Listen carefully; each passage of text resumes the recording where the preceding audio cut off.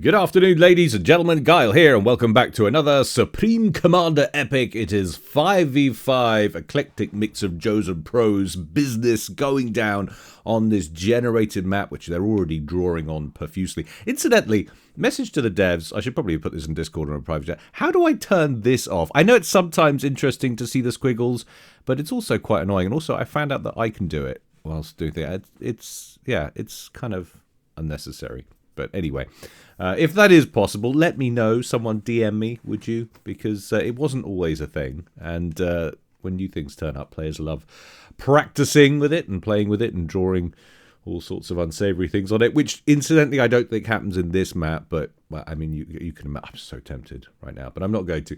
Anyway, we will call this Team 1 over on the left-hand side, this Team 2 over on the right. Going first for Team 1 right at the top of the screen in electric blue, going UEF, it's Karim, and he's opened first land. Team member number 2 in Spetsnaz green, just to the south down here. Our first Cybran of the day, bless him. It's Esmo Noob, and he's gone first land. Team member number 3 in Elephantine grey, over by this small puddle on the left. It's Chaos Pier, or Chaos Pyre. I think it's Pier, isn't it? Pyre would have an E on the end. But anyway, there he is, and he's going UEF, opening first land. Team member number 4 in Breast Cancer Awareness pink, just down here. It's Icy Snowmen, so he's 2 people. And he's going first and second land and going UEF. And last but not least, in Dijon yellow, another UEF. It's the Flying Dutchman, or rather Flying 9 Dutchman 9. But we'll call him Flying, or perhaps Dutch, if we're feeling saucy a little bit later on. So a lot of UEF on Team 1 today. That's 4 UEF and 1 Cybran. Let's check out Team 2 before we have a little chat about the map, what the map generator has done for us today. Up at the top right-hand side for Team 2, first of all, in Regal Purple going Cybran, it's Malus. He's going first land, second air, already getting the T1 P-Gen templates in place. Team member number 2 in Ferrari red, just down here, we have Bramall. He's going UEF. It sounds like a World War II general, doesn't it? Bramall. General Bramall. Anyway, maybe it's because it's a bit close to Rommel or Abrams. Was that World War One? I don't know. Anyway, that's just a tank, isn't it? Abrams was originally a general, wasn't it? General Abrams, and they named the tank after him. Answers in the comment section below. Anyway, he's going UEF, opening first land in Ferrari red. Team member number 3 over here in lurid green, we have Playing 33. And Playing is our first Seraphim of the day, going first land. Team member number 4 in mellow yellow, strutting his stuff away from his home base towards the middle already, going UEF and opening first land. It's Lucky Ben. Not quite. I'm the only Lucky Ben. That's me. That's me. Because I have a wonderful audience like you. I'm Lucky Ben. But we should call him Lucky Ben today. And we could just call him Ben. Last but not least, it's, is it a silent Y? A silent YS? Is it just Ball? Is it Easeball?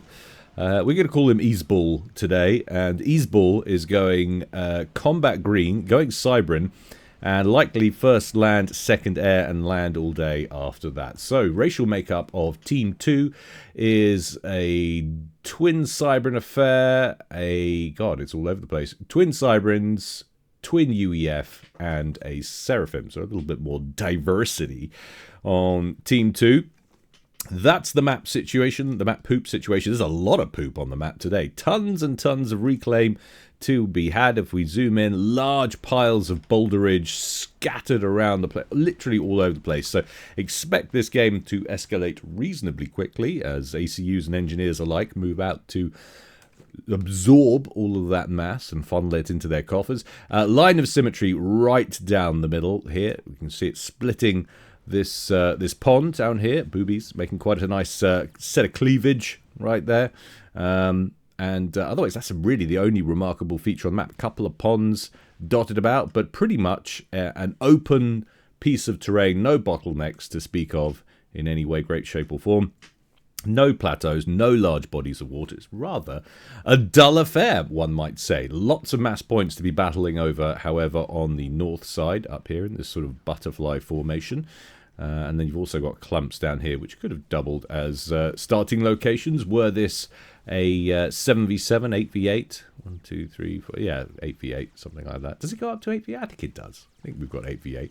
But the first, is this first kill? I'm not sure it's first kill, but it's the first pew pew noises that I've zoned in on. And it seems to be a Mantis out there from Esmo Noob, and he's going to town on what was an engineer, I believe, and a T1 Mex over here. So well done to him, sir. Got his own associated mole out with him for a little bit of intel, which is always good. T1 Bomber harassed down here, coming in from Easeball, and Easeball is making life difficult by the looks of things for Dutch. Dutch has a few engineers skirting around the area near his comm, but he's lost another one there. However, has got an interceptor of his own out to deal with the situation, which he does. Well done there. I think it's worth mentioning who are the players to be looking out for before this game escalates too quickly. So the lowest rated player today is the Icy Snowmen. He's in, not Regal Pub, sorry, he's in Breast Cancer Awareness Pink down here on the south side of Team 1. He's a mere 600. These are, of course, global rankings. So we're happy to take those as a measure of ability. Top rated players, though, we've got 3 1600s over on Team 2. That is Bramall, that is Malus, and Playing 33. So this whole section here, we've got 3 1600s. We have an 1800 in Chaos Pyre on Team 1. That's this chappie over on the left-hand side, and a 1600 with Karim. But the game quality is laughably bad. 78%, that's well below what we usually document. If you can take a look at the team rankings here, Team 2 on the right-hand side with a massive advantage on paper, 1380 average versus 1280. It doesn't sound a lot, but that is pretty significant. So it is Team 2's to lose, shall we say, in terms of rated ability. We'll see how things play out, though, as the game progresses, as we always do. More pew-pew going down on the top side. Karim just dealing with a little influx here of Purple Mantis coming in from Malus. Got his comm out front and center, though, helping to deal with that. Did have... were those... what do we got here? So those look like those were UEF mass extractors, which he had picked up, but they've been killed off by that little forward push. And Karim just drops back with his comm, but he's going to get himself an upgrade on that commander. 6% done there, so a ways to go. It's going to be gun, damage, and range. The Zeph amp, if I'm not mistaken, it's the, I don't know why, it's the only upgrade that I remember the specific name of. So it must be my UEF bias, but it is what it is. And a little group, I don't call it a run-by because they're kind of stationary at the moment, but they've got in behind the front line. But seem to have gone on a cigarette break, and it's cost them. In comes a large push from Esmo Noob and his Mantis, and they literally run over that position. What about further down? Wow, we're getting lots of upgrades in play now. So a T2 upgrade on the way for Bramall on Team 2. Another gun upgrade on Team 2, this time for Malus. That's going to be a speed and range. And then we've got a stealth upgrade in play for Esmo Noob. That's about 20% done there, but he's already got a functional gun upgrade on there. So this really is upgrade city right now. And then another gun upgrade on the way for Ben further to the south. Nearly 90% done there. And he's also erecting a little bit of a front line here, although, albeit an interesting front line. Usually you see the T1 PDs surrounded by the wall sections, but we've gone for a very classic wall sections in front situation. But look at this set of ghetto gunships. I love to see it. In from Icy, belying his ratings, going super aggressive here and looking to take down some of this infrastructure. Lucky Ben trying to get some T1 anti-air in play, but actually, fortunately for him, has a couple of T1 interceptors buzzing around, and that'll be enough to shoot those down. It's a shame he didn't get more done with that. I love the thought, but perhaps just a little bit too late into this one. We're almost at 10 minutes already, so players have T1 interceptors of their own. It looks like most people have dipped one toe into the air game to give themselves that early interceptor functionality, and I think that's wise in situations like this. By all means, have a dedicated air player to the mid and late game, but it never hurts to have access to some interceptors that you can use to defend your assets with. Case in point, in that last interaction, Karim, using his comm up front, now finished that gun upgrade and overcharging as he goes, picking off some of these rhinos that are inbound from Malus. Malus a little thin on the ground in terms of troop numbers now, so they're going to bug out further to the east. Karim with a decent number of his own forces, but they're all T1. Has he got any T2 inbound? Yeah, we have got a pillar en route, so he's transitioned to T2. Nano repair upgrade now inbound for S mode. That's his third upgrade. He's already got stealth. He's already got gun. This, of course, will layer on top of the stealth. So he'll have another arm to go for an upgrade if he wants to grab it. And what have we got here? Potentially a little bit of a point defense creep on the cards. At the moment, it seems to be bolstering up this central position and stacking these PDs in a line. Ben has discovered this situation and is rolling in with his comm and using the overcharge to great effect. There goes the triad. He wants to pick off the engineers before they can finish this other one, but doesn't manage to do it. However, it won't take him long at all to chew through that triad. And lucky Ben actually not drawing any fire on the comm at all as his T1 tanks move in for the kill. There goes the engineer that was sorting out the defenses. And a nice little push there from the yellow UEF on Team 2. But I don't think they're going to get too much further. They've harassed the front line, prevented defenses going up in this position, and now they can withdraw. There was no way they were penetrating this wall of T2 pillars. Not with mere T1 units. I tell you who hasn't got mere T1 units. That is Flying Dutchman, who's pushing along the south side of the map right now, running into just T1 resistance from Easeball. Does Easeball have any T2 tech even on the field? I'm not seeing it as yet. He does have... He's gone straight past T2, in fact, on the land side of things, and he's gone straight for T3. Going to spit out a few engineers, but it won't be long before he has some loyalists, maybe even bricks, and he's got a T2 Air Factory HQ and already has a Dragonfly in place. So if he does spit out some T2 units, he can start ferrying them down to this forward base, which you probably want to think about doing sooner rather than later. It might already be too late, to be honest. That's a lot of pillars moving in to scratch this position, equipped with a very own parashield. Dear oh dear. That is not ideal. Yeah, I think that position is probably lost. He did have a ferry location there. Not currently doing anything with it. And there we have it. Bricks being produced now out of that T3 factory once he had produced a decent number of engineers. He's also on his third upgrade.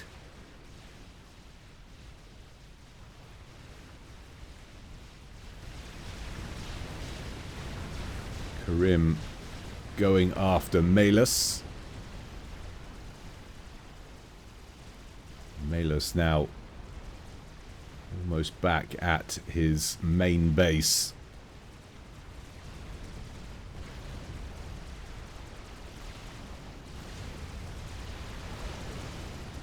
Bramall up front with his comm, taking some pot shots, and he's got a tac missile upgrade on board, using that to harass some of these troops.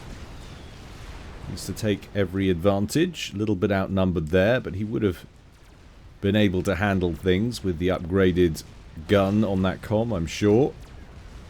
And now he has got a couple of bricks on the front line. Eastball using those to prevent the northward movement of this ball of T2 spam, which instead is going to push to the southeast and happen upon a lot of T2 mexes belonging to Easeball. And he's going to lose all four of those and the Hydro. Down to 85 mass per tick. Wish I could have seen what it was beforehand, before this whole push. He's already taken down 1, 2, 3, 4, 5, 6, 7. My maths isn't great. I can never remember how much each tier of mechs produces, which I really should bone up on. I should know that by now. Apologies for that.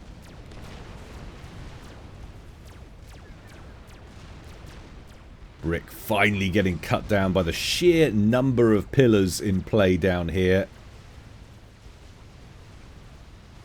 And we have Strap Bomber out for support from Team 1. Oh, it did have its own air escort, but they seem to just leave it, allowing a window of opportunity for playing 33 to get in with a couple of ASFs and shoot it down. What a waste. Chaos Pyre getting vengeance on those fighter craft, but the damage is done.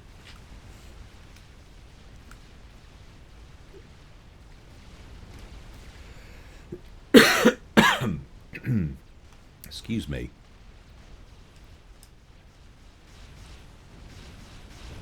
Just one random mobile anti-air gun named Neo in amongst the sea of units. Not a single name for anything else.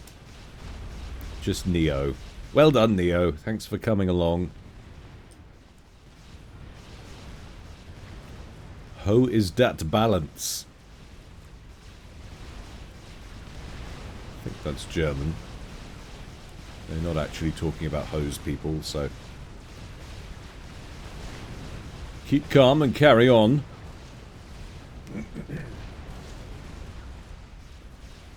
Rammel shadowing this penetrative movement from Karim, who has annihilated, I'm sorry we missed it actually, but properly annihilated this base for Malus. Well, we've been chatting elsewhere. Missed a solid attack, which has really caused problems on the front line for Team 1. How are Team 1 faring in terms of eco? Well, they're actually up in generative eco overall. God, there's a mouthful. And not in a good way. 665 versus 520, though that might be down to some power locking. We did have a 600 figure for Team 2 a moment ago. But yeah, that scrubbing of that base contributing to that lead, I'm sure. And of course, a solid push along the bottom down here from Flying Dutchman, cutting through these mexes. And do remember, Team 2, now behind by some 150 mass, they are the ones who are supposed to have the advantage on paper by a full 100 points on average. So Team 1 playing above their station and what would be expected of them so far. That's pretty saucy. Look at that. 3 T1 land factories in the bottom left-hand corner and an engineer over here, or engineer or 2, I should say. Smuggled in there by playing 33, but I think it's been spotted. Yeah, 3 pillars moving in to delete those.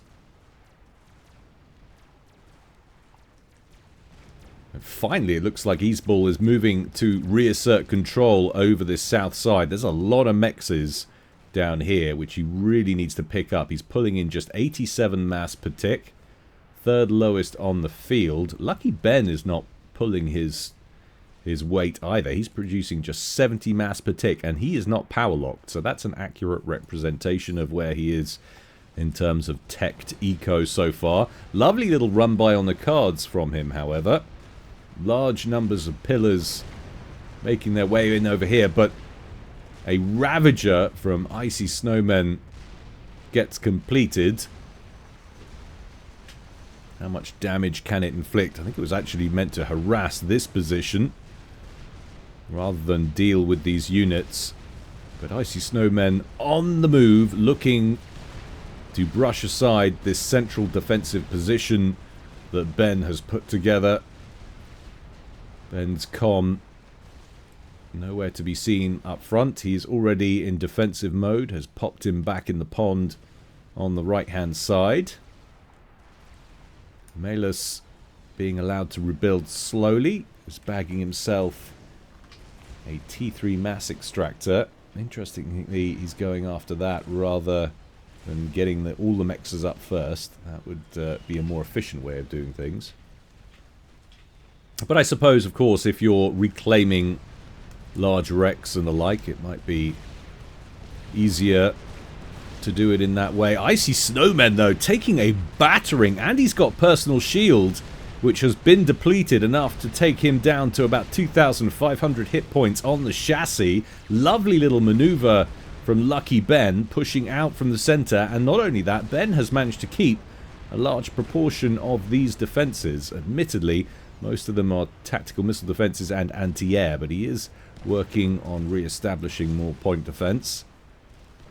Crucially, though, Icy Snowman managed to hold on to a large number of his T2 tanks in that exchange, so he is not vulnerable right this second to a counter-attack, despite his comm being somewhat depleted. And that brick force that has helped Easeball push out down to the bottom right-hand corner continues to press over the midpoint, but is getting harassed violently from the skies by T1 bomber spam. Easeball has nano repair on that comm and gun upgrade. Only one kill so far. Only 13,500 hit points. Potentially a little bit vulnerable.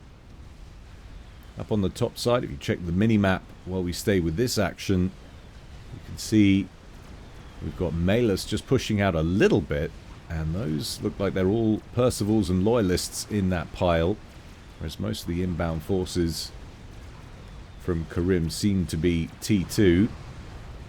Oh, look at that. We're going to have to just take a sneaky peek up here, perhaps. Or maybe not, actually. Strat bombers harassing these units, and Percivals on the march. Easeball with his comm in situ down here. Probably needs to be a little bit mindful of the situation, especially with strat bombers lurking overhead. Can probably pop in on that. Let's use this to keep track of the situation down there.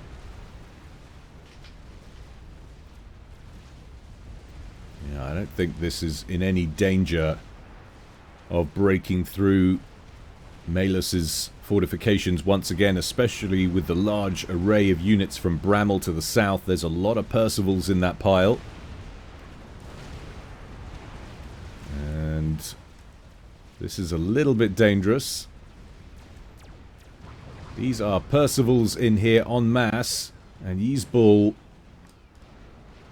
very much unprotected. He's got one brick. He's got no shielding to help rescue his comm should these guys push forward. He has got a lot of T3 mobile anti-air, which should keep him potentially safe from an out-of-the-blue strat bomber attack, which is obviously on his mind. Shield upgrade on the way for Karim. Love to see the inclusion of the spearhead. As long as Malus keeps his units moving, they should be okay. In the center, once again, it looks like we've got a push from Icy, who has moved up now with units, with engineers, and is looking to set up his own fortifications in the center. There is counter-Ravager fire in place, which really does need to focus on some of these engineers. Let me just have a look on the range of that sucker. Well, all of this is in range from that Ravager, so the Ravager is priority target number one as far as Icy is concerned. No, that position is well and truly cooked. Too many Percivals, too many pillars. Nice move from Icy, but the to and fro continues. Two UEFs, both with access to Ravager tech, causing all sorts of problems. Spearheads moving forward, just trying to nick some hit points off this brick wall. But Easeball keeps them moving, recognizing the threat. Well done to him. 1.3k a piece, sort of. Team 1 slightly behind. Ever so slightly. So it's looking more like what we would expect to see. Team 2 pushing ahead slightly. And the same is true in terms of total mass procured so far. We are at 1 million mass now versus 926k for Team 1. Reclaim totals tell a similar story, about a 55k difference. How is the reclaim situation looking? Well, there's still large amounts to be had, certainly down here. And those are not wrecks. Those are just rocks that haven't yet been scoopersoned. We do have some wrecks, obviously. But largely speaking, that is what we're dealing with down here. There's a nice little line of land factories for Easeball on the south side. Currently being harassed by one lone stinger. Engineers work on some tracers to sort that chappie out, and sort it out they do. I don't like this con lurking unprotected. This is an interesting decision. Some labs. Little lab platoon. Maybe on the lookout for a run by here, seeing if they can get into the backfield somewhere sensitive and harass some mass points, perhaps. But bricks in from the top side. Start engaging the parashields, adding some edge to Dutch's game here, but they only last so long. Who's going to emerge victorious out of this? Percy's versus bricks. Money's always on the Percy's. And it looks like they have a numbers edge too. Oh, and those labs just pushed in through the part of units and just getting executed for their trouble. So Easeball rather low on forces now. Has some more dribbling in from the northeast. He's upgraded one or two of the land factories down here to T3, so we've got some pushing up in that direction. And is that the first experimental of the day? No, it's not. I haven't been paying attention. As per usual. They're everywhere already. We've got fat boys, we've got megaliths in front, we've got a monkey lord in there. Things escalating nicely into the mid-game. 27.5 minutes gone. Laser upgrade on the way for Easeball. Interesting. He probably not. I wouldn't think he was going to go tele-sniping at this stage. He might go for a cloak and start using this offensively to clear out some of these units, but he's a ways off completing that upgrade. Large aerial engage, which I think favours Chaos Pyre on Team 1 in terms of numbers. The engage looked pretty even. Down goes the Monkey Lord.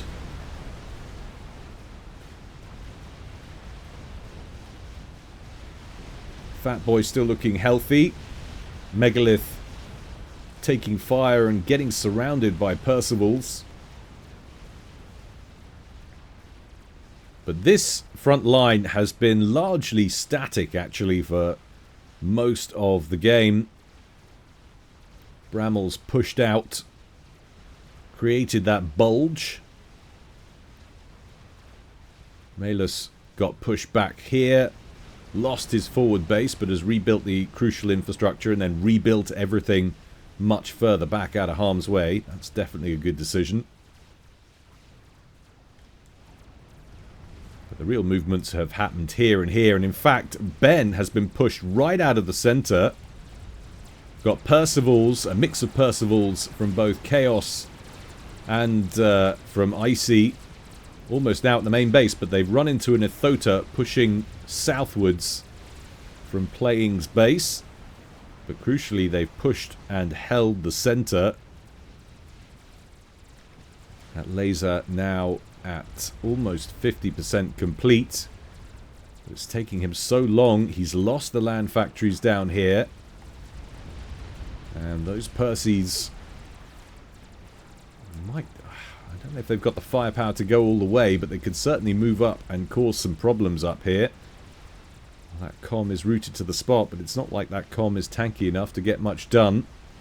Uh-oh. And what have we got here? We've got a couple of broadswords, admittedly damaged broadswords. Very close to the comm. Has the comm been scouted? Potentially at one point. There it is. And they were actually moving up to this position, but now they've spied the comm. Will they target the comm, who's out by himself and unprotected? Surely that is asking for some sort of aerial attack, you would have thought. Team 2 just don't have the aerial forces to come in and intercede, really. We've got a decent number of ASFs over here, but nowhere near enough to defeat these. And now the broadswords will move in on Easeball, who's still rooted to the spot, we've lost the marker, but is probably only about 75% done on that laser upgrade. And I think this is our first ejection at 30 minutes. No prospect of escape, no assistance inbound. Those interceptors, or ASF, sorry, could have taken out these gunships if they were on the ball. He has cancelled his upgrade and he's on the move, but it's not going to help him any way, shape or form.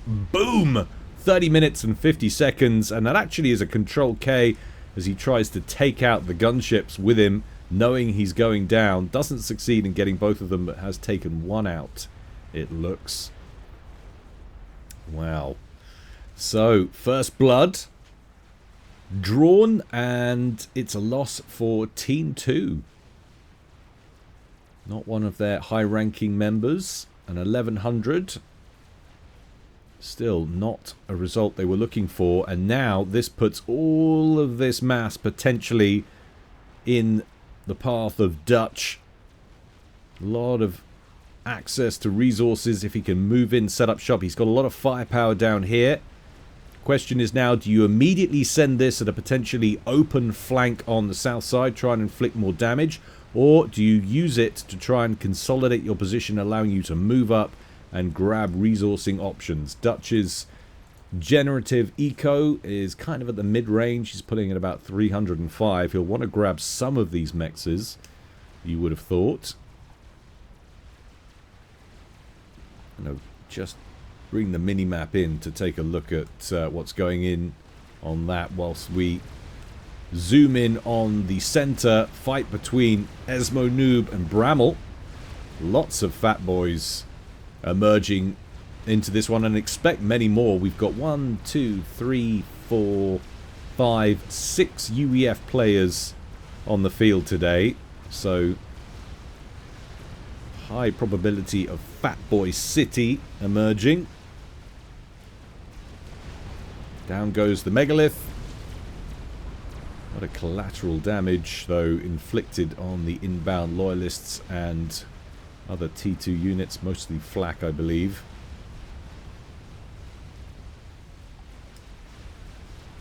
Lovely, heavily shielded set of air factories and power plants. How are we looking at on fighter numbers Commander now? Under attack. Team 2, 67 ASFs. There for playing 33. We do have some in possession for Malus. If I can actually click on one. Apparently not. Oh, he's only got about 6 or 8. Fairly worth mentioning. For Team 2, it's Chaos, who's been handling the air game almost exclusively for a while now. And he's got 146 with a couple extra bingo on fuel. So Team 1 winning the air side of things. Look at this nice stacking up of strap bombers as well, looking for an opportunity, an opening for a snipe perhaps. Strategic launch detected. And a nuke out from Chaos, situated here in the main base. What's his target? Looks like it's a northeasterly position. Not going after these forces. It looks like it's either going for Bramall's in the center or it's going for Malus's main base. Poor Malus He's already lost one. Does he have strategic missile defense in place? Yes, he does. He's got 3 missiles loaded as well. If this cuts deep enough, that's going to get shot down. And there it goes. Poor intel from Team 1 results in a wasted nuke.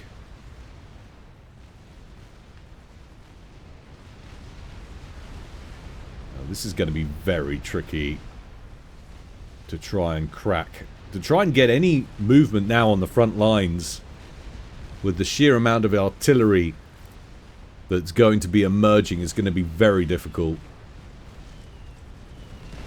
Nice aerial attack, but it is going to cost him every single one of those bombers and hasn't resulted in a fat boy kill. That one down to just 1,600 hit points, so nearly manages the kill, but not quite. Look at the sheer amount of bubbling going on. Bubble-o. Lots of bubble-o up here for the Percivals.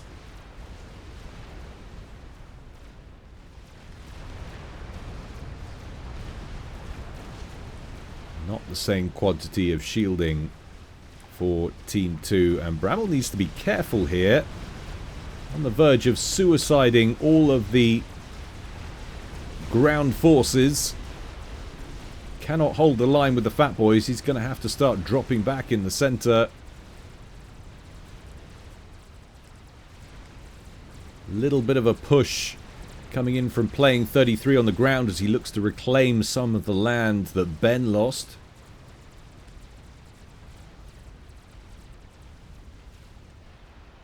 These units all look pretty fresh, so I'm going to go ahead and say he probably did assault this position up here. Lost a lot of units in this sort of field of wrecks.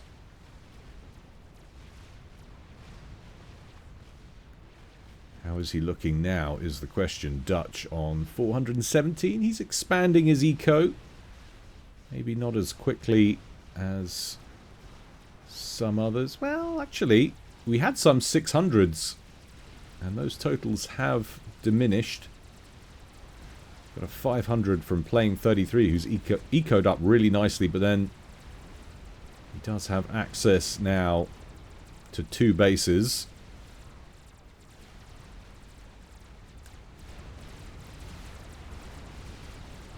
Push on the ground. Very condensed forces for Ben defending against Dutch here, who's much more spread out. Close formation versus dispersal pattern, which is going to work better.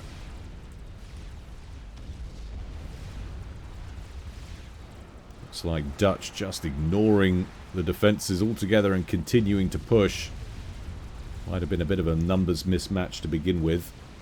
But gaining some ground there, unlikely to reach the bases, however. But would you look at this from playing 33, pushing all the way up with that Ithota, still got 52,000 hit points and nearly at the main base of Icy, who's bringing his comm out, wants to defend this Novak center, who's got about 2,800 hit points cooked on it already. Strap bombers inbound from Chaos, though, will take it down, but not before the Novak center is scrubbed. Loss of investment there for Icy. Very unfortunate. Look at this, though, from Malus. So he's gone cloak and laser and is using his comm offensively. Is he currently holding fire, however? I'm not seeing him opening up on these troops, so he's looking to sneak past all of these units. And Karim's comm is right there. Does he know Karim's comm's there? He does. Bringing ASFs over the top. Karim blissfully unaware of the threat lurking just here. Very interesting, but he doesn't like the positioning.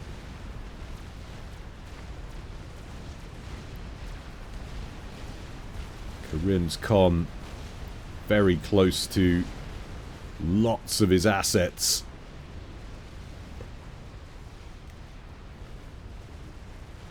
That's definitely the play here. Trying to sneak into this base. I do want to keep tabs on what's happening elsewhere. But this seems like a crucial moment of play in this top left-hand corner. To have a look on the mini-map, you can see we've got a couple of megaliths, or rather a megalith and a fat boy pushing out from Esmo into the center, although they might have stopped now. And a lot of ground forces pushing into Bramall further up, but Malus manages to get his comm around this pile of units.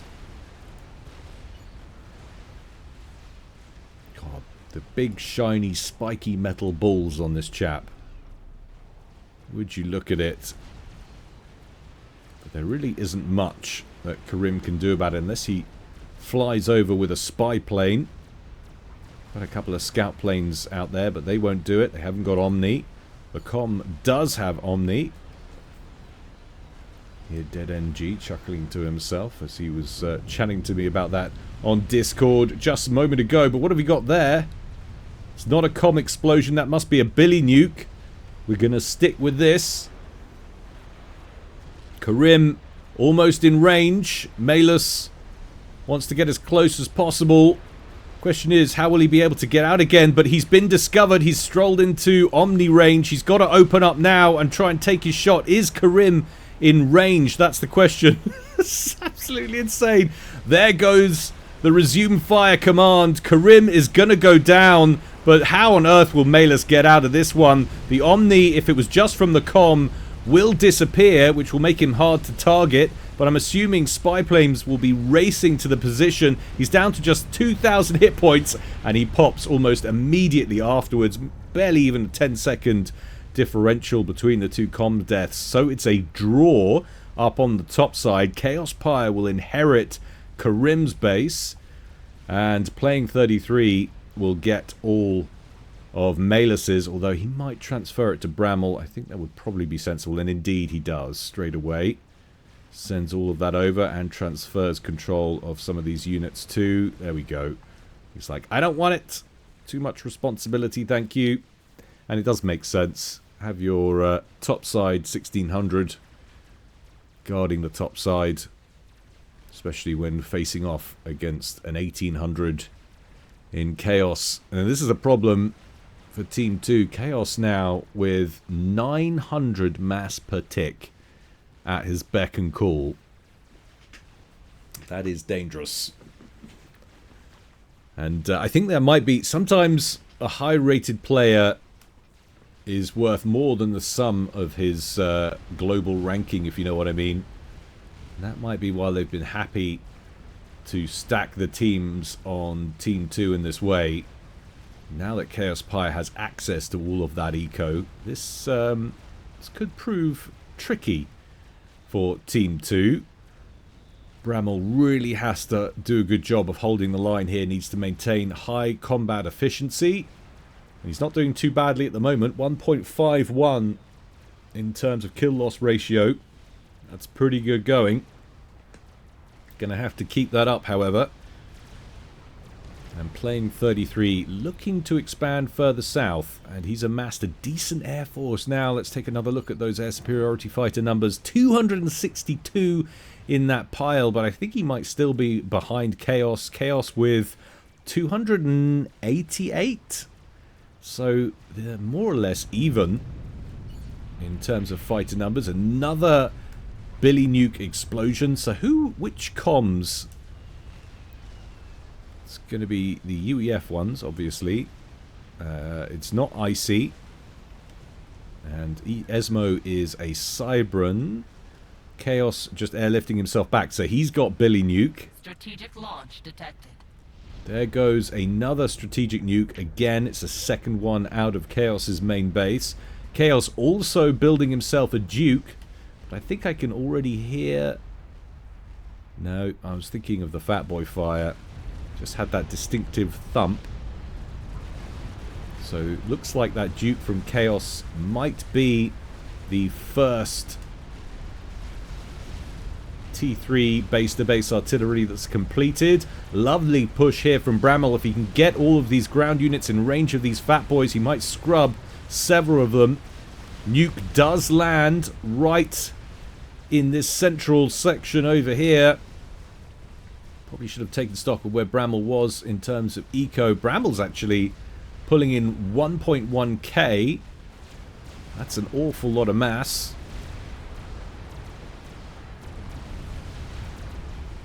Two fat boys remaining up top for Chaos. Bramble's got 3 and a hell of a lot of Percivals in play here. 70, oh, those are bricks, sorry. 77 bricks. Not that many. 26 Percivals. Strategic launch detected. Uh-oh.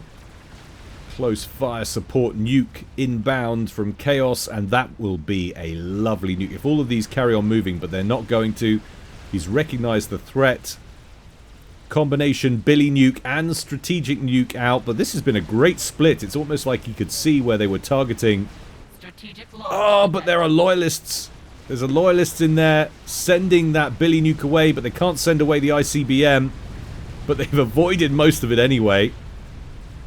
So the loyalist has sent that email return to sender, and it's coming back at Chaos Pyre, who's got plenty of tactical missile defense. Surely almost finished a Novax, sending another one on its way. Oh my god, that's gonna hit. Hit by his own Billy, takes him down to 10,400 hit points. That's marvellous. Will this one get rejected too? Yes, it will. You can see that arcing return to sender move with its radar, its EW jamming. And he says, I don't want any of that, thank you. Picks up his comm and evacs it just as the other one's coming back at him. That is marvellous. So Bramble pushing further westwards up top. That's going to go right to where he was, but again, they're not particularly powerful compared to the strategic nukes, but it will take out a couple of units. Bramble pushing westwards on the top side, and Esmonuv was kind of pushing eastwards beneath this pile, but I think recognizes the danger and instead is going to try and flank this army, but is also getting flanked in turn from another group of inbound bricks. There are so many units out on the ground here. Playing 33, meanwhile, slowly branching out down here, but doesn't have enough forces to come and properly take this territory. Really could do with it, though. There's a lot of reclaim, a lot of mass to be had down here. These large piles of reclaim. Definitely strategic importance if you can take that bottom right hand corner. But look at all these bricks now marching their way into Chaos's northern base. Oh my goodness, this fat boy on about 4,000 hit points, just a violent sneeze away from destruction. Manages to get himself inside base shield coverage for now. There are a couple of other defending fat boys. Engineers hurriedly trying to erect Ravagers as quickly as possible. Should be able to get a few of them online, but how much damage will be inflicted before defenses can be completed? They're going to lose a lot of factories here. They're going to lose some reactors. All of these forces have been committed. He's not going to try and keep those alive. He wants to inflict maximum damage now. Kudos, though. Lots of Ravagers have been brought online. That will help.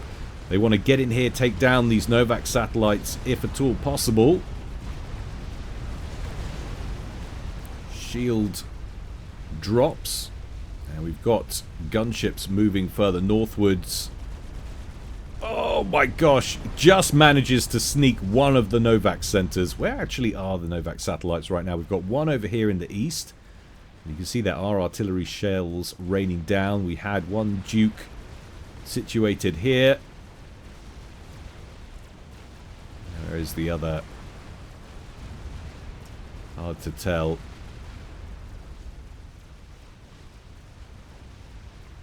Further south. Yeah, another one to the south over here. Dutchman. So, 47 minutes firmly into that standoff phase of the game.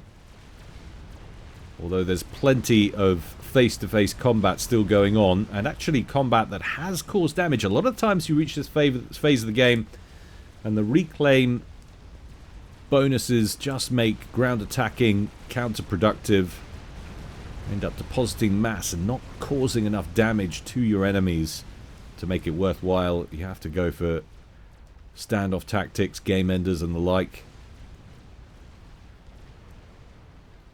Some damage has been inflicted on the air production facilities of Playing 33.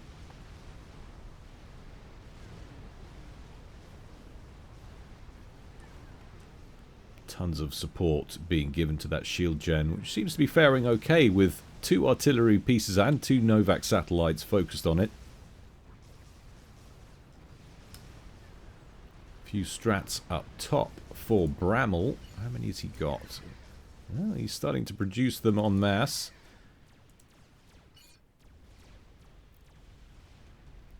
Where are the comms located? So we've got Flying Dutchman in the pond down here. Chaos in the other pond further north. Icy out by his main base, assisting with production. And Esmo Noob in his main base, just hurriedly working on T1 PDs to prevent against potential incursion. Although, of course, there are no Cybran comms. Say nothing, though, about the threat, of course, from Seraphim's support commanders, which is a threat. Wonder if we're actually getting any support commanders out from Playing 33. My middle mouse click button has stopped working and it's really annoying. I can't click and drag anymore. Not seeing... Oh yeah, right there. We have a quantum gateway. So we are getting some. Oh, and we have a strategic missile launcher as well. How's that shield holding up? Still holding up. We've got 2 missile launchers, in fact. So although most of the standoff tactics has been from left to right, we have now got some going in the other direction. We've also got a disruptor to add to that from Bramall in the northeast. Strategic launch detected. Another successful penetrative nuke. And now we're starting to get nukes being launched out of Playing 33's base. Now, where's that headed? That's going to the top left-hand corner. I could just catch the ping up there. And that's going to take out those 2 Novak satellites. I'm presuming it'll have been well scouted and there won't be any functional SMD in place to repel that.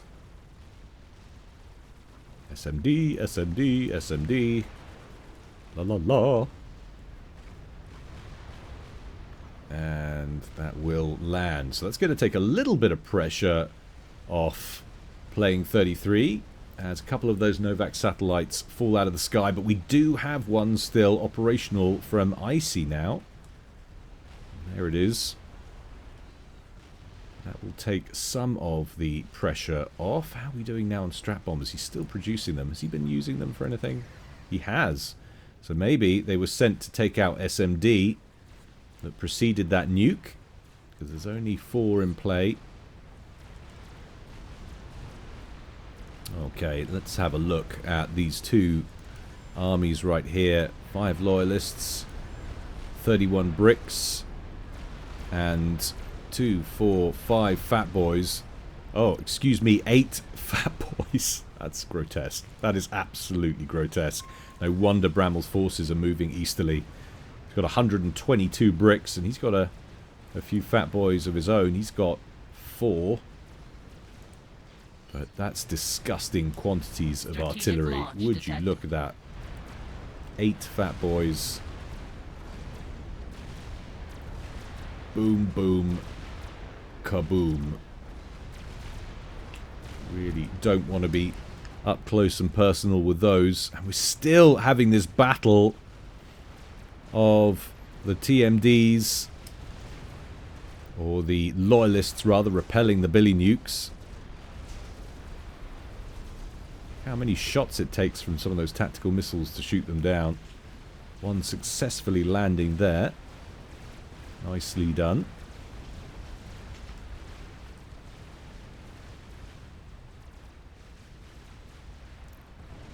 Nuke lands up at the top.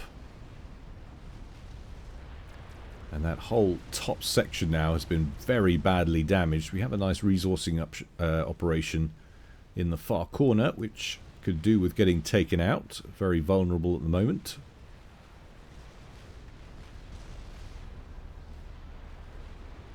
Neither team managing to amass quite enough artillery to break through the base shielding. So many fat boys. 1, 2, 3, 4, 5, 6, 7, 8, 9 now from Esmo Noob. He must have had some donated from Chaos. Esmo Noob just putting in a rather paltry 300 to 400 mass. Doesn't want to advance too close though. That's a lot of bricks that he's gotten very close to. It's a difficult trick to master, engagement with the fat boys. Ideally you want to keep a large pile, a screen of units in front of them. They're very slow and very vulnerable. There goes one of them. They're about to bag a kill of their own. Brammel's southerly lagging fat boy in poor shape.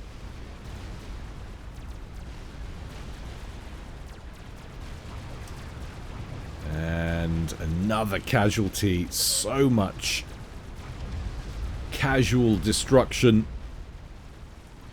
Ooh, what's going on down here? We've got a large maneuver. Ambassador strap bombers lurking on the bottom right hand side. And it looks like they found a weak spot to press an advantage. Major aerial attack. We've also got forward movement on the ground from Dutch. There seems to be nothing really in play to stop this pack of broadswords. At the moment, ill-advisedly focusing on some of the units instead of going after the factories.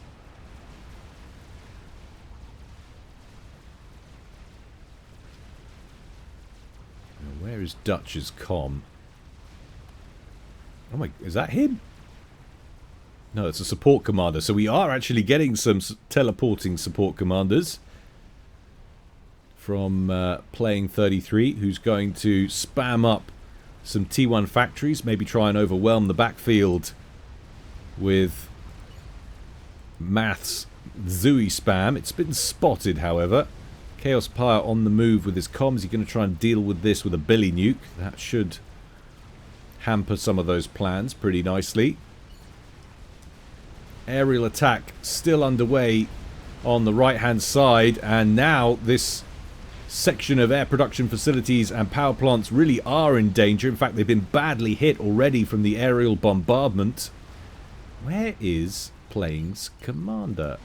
Oh my god, he's over here. What on earth? He's just teleporting about the place. Now he's due to move somewhere else. We have got Zooey Spam moving out to engage some of these resourcing options. Can he get enough units out to cause some real problems? That's the question. Speaking of real problems, this massive air wing still operating with near impunity. But they have lost the broadswords. So air to ground capabilities muted. Okay, Playing 33's comm has gone from that pond on the left hand side. And now he's moved down here. So we've got a lot of teleporting going on.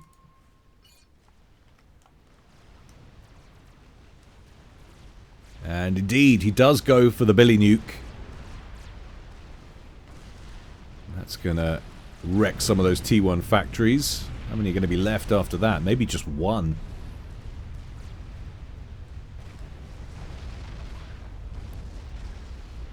Well, it's caused some damage. And that engineer is still lurking in the area. Oh man. Long-range artillery fire now falling on the main base of Chaos Pyre. Just needed a couple more shells. One to kill off the shield. And another to take it out. Engineers valiantly doing what they can to keep that shield operational. It's just about protecting this crucial portion of infrastructure.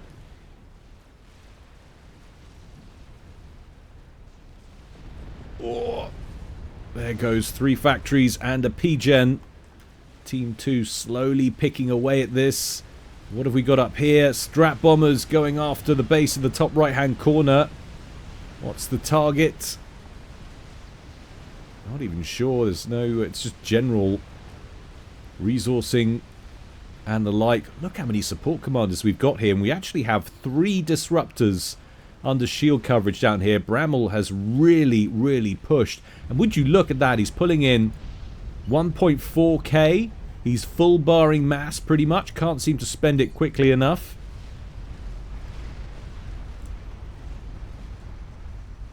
Can we get some kind of dramatic turnaround for Team 2 with massive base-to-base standoff tactics? Massive artillery spending. I'm not sure he's going to be able to produce a Scathis. But all of these support commanders are RAS preset, so that's where his eco is coming from. Newbies, if you're watching and you want to know how to play late game, always build support commanders. You mass these things. As you go, you increase your build capacity, you increase your eco, and don't leave your bricks parked in a position when they're getting showered by Fatboy fire. Always a good rule of thumb. A lot of units there getting severely weakened en masse. Look at this, though. Dutch breaking in behind Ben's base. Playing 33's comm. Stuck in the water, but of course he has teleportation activated. He built himself another little base down here, and he's actually upgrading some factories, looking again to attack from another direction.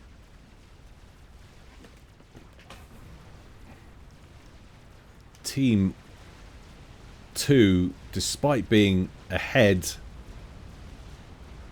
on paper, look at this, 1.5 to 1.8k versus 1.3k. They're basically sitting on that in terms of territory. Yeah, a lot of this is open, unclaimed territory. But goodness me. Oh, he's set up another set of factories up top, but this time he's been discovered and he's got strat bombers moving in. A large wave of strat bombers. Could this be a massive miscalculation from playing 33? Yep. And that's always the danger. Playing silly games and win silly prizes. But look at this. Esmo Noob with Fat Boys out front, causing all sorts of problems. And then Dutch also with Fat Boys and some defending forces. Pushing from the south side too. Probably wants to withdraw here. Doesn't want his Fat Boys to get tangled up in this encroaching force. Managed to get the Percivals out in front and then shower them with artillery. Might allow this attack to continue. Meanwhile, 2 unmolested Fat Boys down here just finishing off Ben's base. That was really unfortunate for playing 33 to get picked off up there. 1 hour threshold has now been surpassed. And although it's even in terms of eco, I just don't know. We still have a massive aerial advantage for Team 1. Map control favours Team 1 also. Bramall doing a fantastic job pretty much now by himself. Ben's main base has been scratched. He's just got his comm and a few forces over here. Has got 3 Fat Boys in the mix, so it's not that they're non-existent. Biggest thing they have to their credit right now is the fact they've still got these 3 disruptors. Bramall going now for a 4th. Needs to increase shield coverage over this area though, I feel.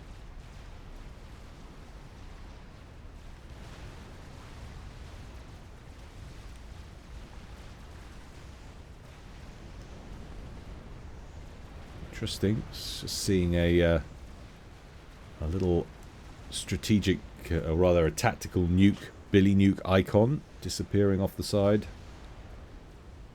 There's no explosion, presumably getting shot down, but I can't imagine what loyalist would have bounced it back.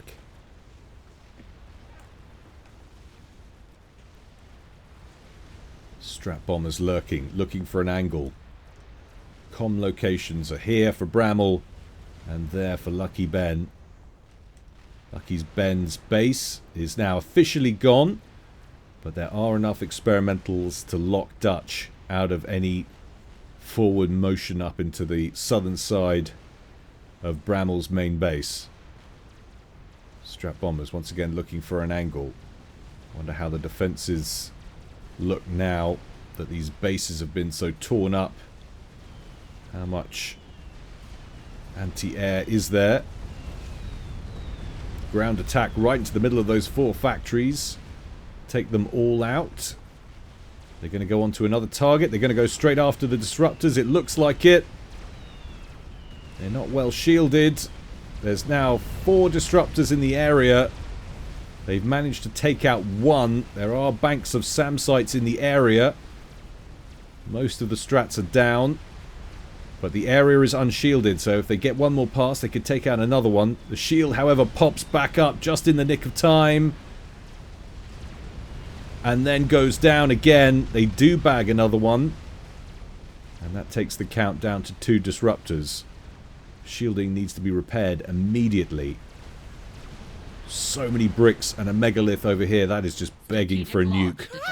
The minute I say it, where's it going? Where is the nuke going? That's the question on everybody's mind. Didn't see the location ping. It's heading along this line. Could be this area of infrastructure. Looks like it might be, or it could be this area, and that could catch Bramall, but it's curling. It is this position. Bosh. How many more of those have we got? Another one out from Chaos Pyre. Where are we? Where are we? There we are. And he's got another one locked and loaded, ready to go. This one may be heading for this area. If he can drop in here and take out these fat boys, although he might not need to. They're taking fire already.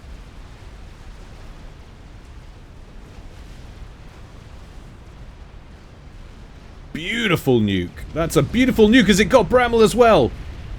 It has! It's picked him off in the pond! And that is surely going to be it.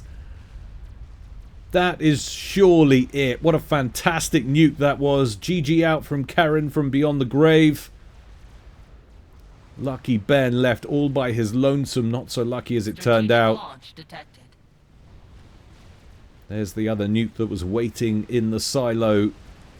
Just systematically picking off piles of base infrastructure, leaving an ever diminishing sphere of influence for what's left of Team 2. And now there's nothing left. Lucky Ben control cases comm and capitulates, and it's a win for the underdogs, or at least the underdogs on the paper. On paper. Well done, Team 1. Very, very impressive stuff. Yeah, surprising. Fantastic work by Bramall. I sort of want to give him MVP because he was great in that. And he was really up against it and he was fighting. But I don't know. I think it probably has to be Chaos, to be honest. What a fantastic nuke that was to end things out. But then Esmo did really well as well. Chaos, Esmo, this whole front line. I want to give MVP just to Team 1. Team 1, honourable mention for Chaos. Absolutely outrageous. I hope you enjoyed it, guys. Do like, comment, subscribe, do all that business. And if you want to continue supporting me, the best way to do that is to check out the Patreon. It's a $1 a month. Some 130-something ad-free casts over there, so do go and check that out. All your support is very much appreciated. We will have more content for you in the coming days, but until next time, stay well and stay safe. This is Guile, signing out.